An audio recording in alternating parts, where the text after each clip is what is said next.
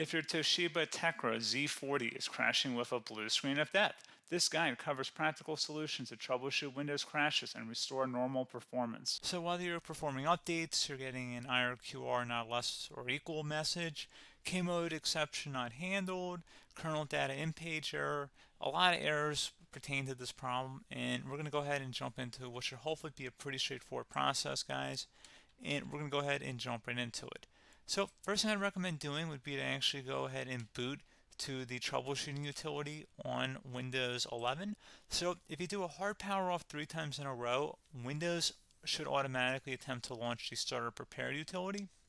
And if it doesn't find anything, it will give you the option to select advanced settings, in which case it will take you to a screen that looks like this.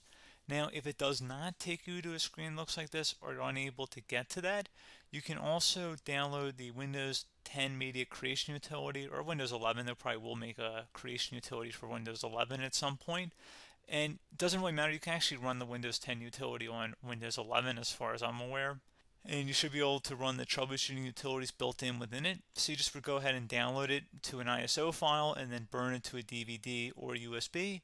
It'd have to be about 4 gigabytes or more. It couldn't be a small USB flash drive, and it couldn't be a CD. It'd have to be a DVD. And then you boot your computer from it. So depending on the computer manufacturer, you'd have to tap a different key on your keyboard in order to launch that menu, in order to select what boot drive you want to go off of. So it could be anything between the escape key, F2, F8, F12, for example. And those are the function keys on the top of your keyboard. So you may have to just do a little bit of trial and error. Shouldn't take you more than a couple minutes. Googling it would probably be best before you even begin. But anyway, we're ready to go ahead and jump right into it. So we're on the choose an option page. So these will look very similar whether you're booting from it directly within Windows itself, or if you're plugged in a USB flash drive with the media creation utility installed and you selected the recovery option.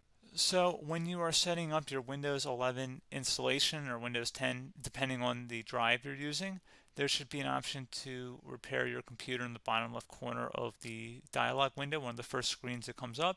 You go ahead and select that, and then it would take you to a troubleshooting screen like you see here. And you want to go ahead and select troubleshoot, reset your PC, or see advanced options. And then there are going to be a whole bunch of options in here that we're going to explore in today's video. The first one, we're going to actually go underneath advanced options and then select startup prepare, fix problems that keep Windows from loading. So go ahead and select that first.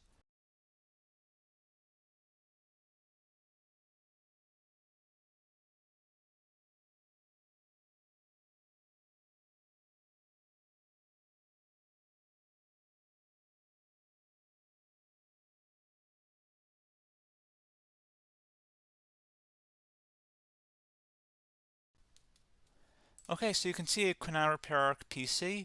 That was our first option we could try. Something else, if we go back into advanced options here and then select troubleshoot, we're going to go underneath advanced options again. You can go ahead and actually access safe mode by selecting startup settings. And then if you select the restart button, you have the option on the screen select safe mode with networking, which will give you a key on the screen. It'll tell you which key to press to enter that. I believe it's the F7 key. It'll do that for you. I'm not going to go over that in today's tutorial because I don't really want to go into safe mode, but you're more than welcome to attempt that by going into here and then selecting restart. Again, it'll launch another screen. It'll say what key do you want to press, and it'll give you like 7 or 8 different options, and you want to select safe mode with networking. There's also an option for a command prompt too, but that's going to be something we're going to cover later in this video, and we don't even have to go through that in order to access it. So that's why I'm not going to really push for that, because unless you know exactly what's causing the problem, you probably don't need to go into safe mode. Unless you're trying to recover files, in which case then you definitely can go into safe mode, but we're trying to actually recover our computer here. So I hope that makes sense. Something else we can also try here as well would be to uninstall updates, remove recently installed quality or feature updates from Windows. So if you go ahead and select that, you can uninstall the latest quality updates, which generally is the more day-to-day updates. Feature updates are the less regularly released ones, like the big ones. I would equate it to service packs in like Windows 7 and Windows Vista and Windows XP. So larger updates that occur once or twice a year at most. And the quality updates are more just a regular update. So probably obviously depend. It'll take longer if you're going to try and uninstall the latest feature update versus quality update, and maybe you don't need to go back that far. So just giving you guys a couple pointers with that. Something else you can also look at here, and we're going to jump into the command prompt in a little bit, but you can select System Restore, which will use a restore point recorded on your PC to restore Windows. And this is something I would highly recommend here, guys. So select Next. Assuming you have a restore point saved on your computer, you go ahead and select the most recently created one, and you'll select Next, and then you'll select the drive. You shouldn't actually have to select the drive. You can scan for affected programs, but we're going to keep it all default here, and then we're going to select Finish. So once started, System Restore cannot be interrupted. Do you want to continue? I think we're going to select yes. I don't think we have anything better to do on our computer right now, so just give it a moment here to initialize. It will take a couple minutes to run, obviously depending on how large your hard drive is and how much is saved on the System Restore point. So just give it a couple minutes here.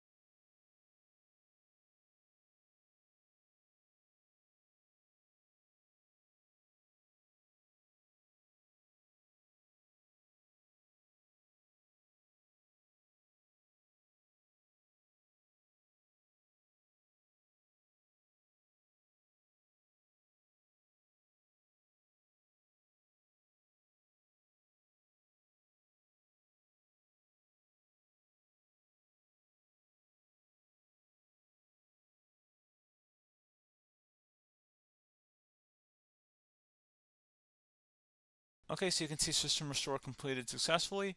The system has been restored. Your documents have not been affected. Click the Restart button to restart your computer. Go ahead and select Restart.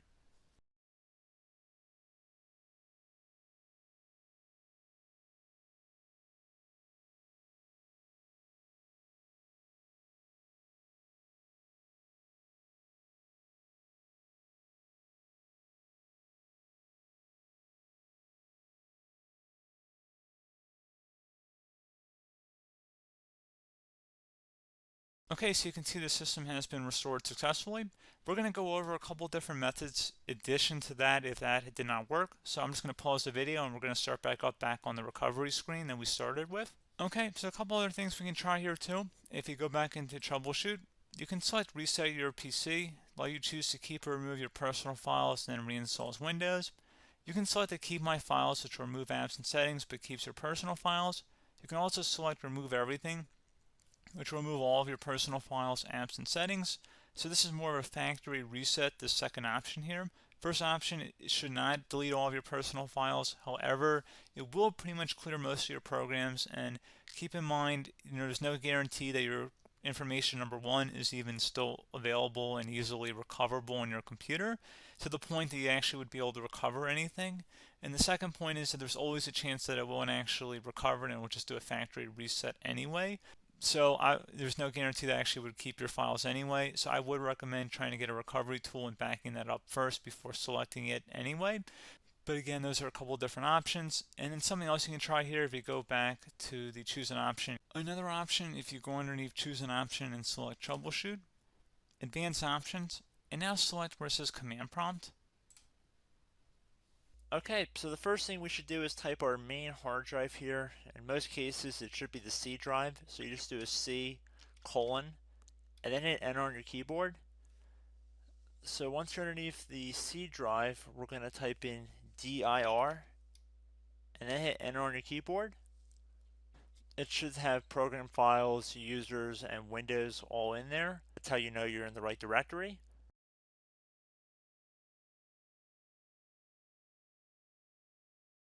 In some cases, it might be the D drive as well, so just keep that in mind.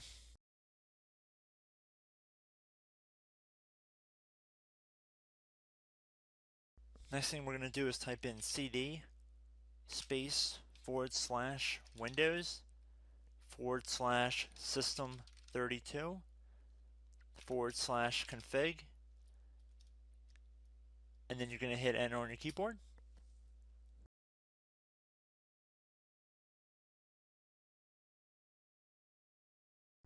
So now you're going to type md space backup.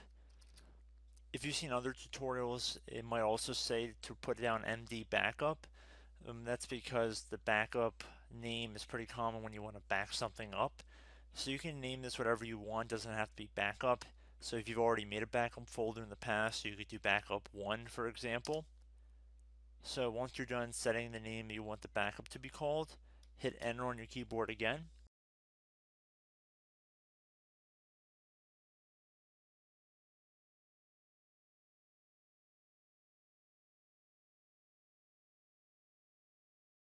At this point you want to type copy, C-O-P-Y, space, then you want to do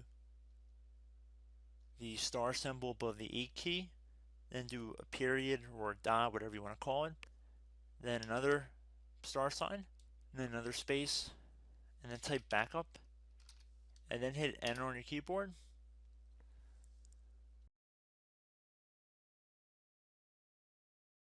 Now you want to type cd reg back, REGBACK, and then hit enter on your keyboard. So now that we are under the reg back, so now you want to type dir again, and then hit enter.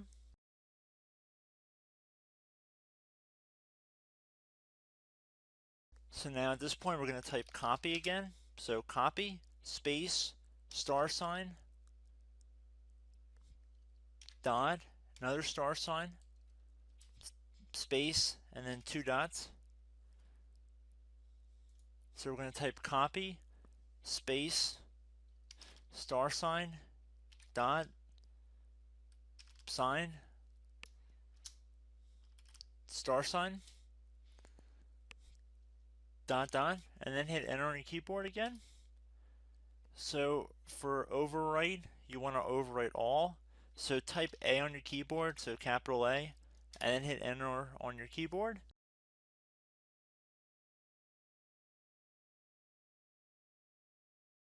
So at this point you should be good to go. You can close out of the command prompt window, and if you accidentally continue to Windows 10 you should be all set.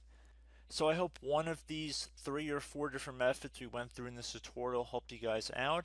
Again, I'm not sure if you guys heard me earlier, but try to go back into your safe mode if possible and uninstall any programs you know might be conflicting with the Windows startup if you can get into safe mode.